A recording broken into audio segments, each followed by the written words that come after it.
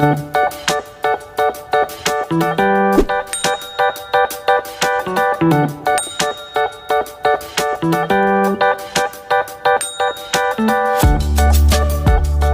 mga kaibigan! Welcome back to my YouTube channel. This is Brit Pinay Journey. Today's vlog mga kaibigan, magbe-bake cake po tayo. So, kasi mga kaibigan, birthday po ng close friend ko. So, isurprise po natin siya. She doesn't know that I'm gonna bake cake for her birthday. Her birthday used to be yesterday. But she loved to celebrate her birthday today. So, isusurprise po natin. So, gumawa po ako ng Victorian sponge cake filling with fresh cream, jam, and also with fresh fruit. Ang fruits po yung gagamitin natin I'm using strawberry, blueberries, and raspberry po mga kaibigan. So before we start for my vlog, or we start doing our cake mga kaibigan, I would like to shout out to all my organic subscriber and also new subscriber.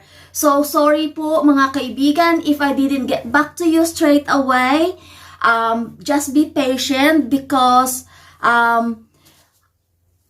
si Inday nyo po ay always busy, so I'll try to read all your comments and as soon as possible, I will get back to you mga kaibigan. But I would like to say thank you to all of you. And I'm really appreciated sa inyo po lahat to subaybay po sa aking journey dito sa YT.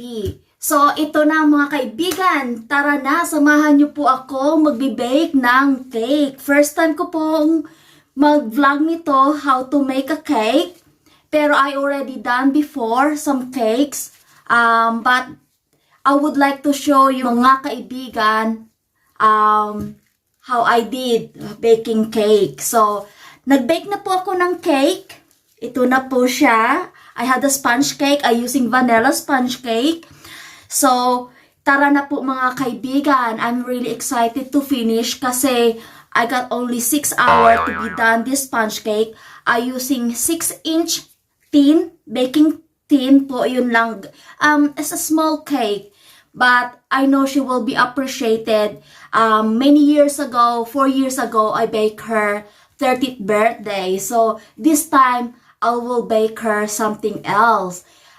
Victorian sponge cake naman po to. Ala British style. Yan. British, ano po siya, yung traditional cake. Yan po ang gagawin po natin. So, tara na po mga kaibigan. Umpisa na po nating ang paggawa ng cake. Tanggalin lang po natin to mga kaibigan.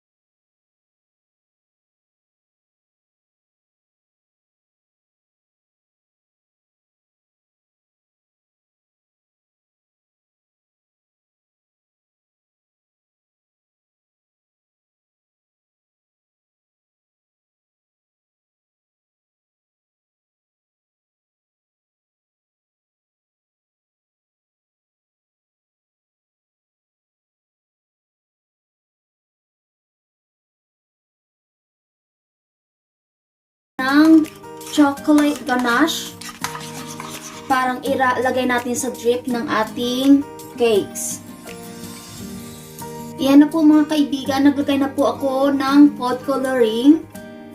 Paste po siya, red. And then I'll put in here sa chocolate ganache natin. And then, i-mix lang po natin. Yan.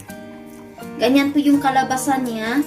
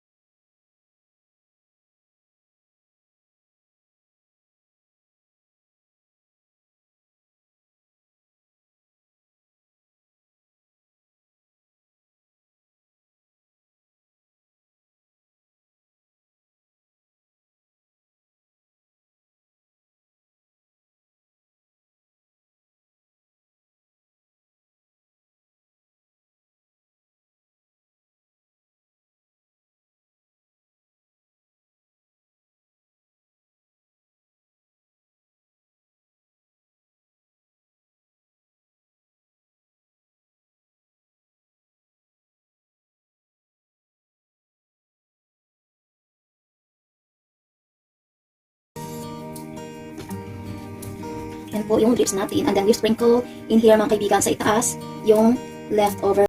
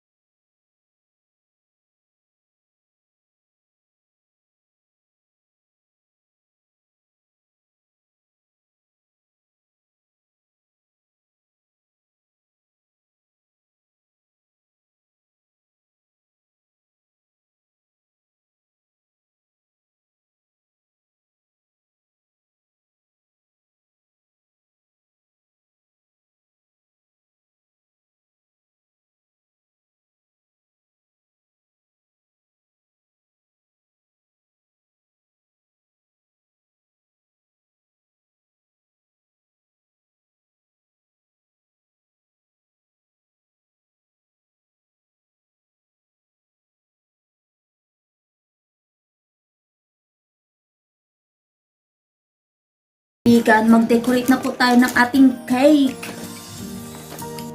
I got pink, purple na macaron at saka green.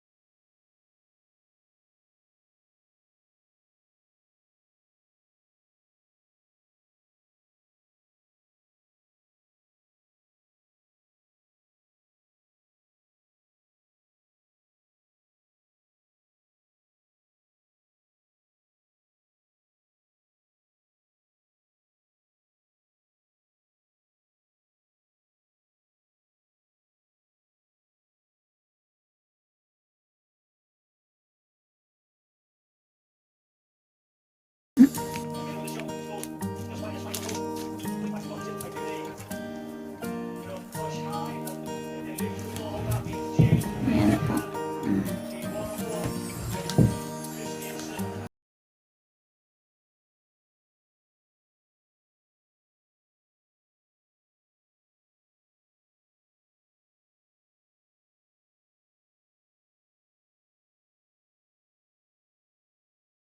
Pikan.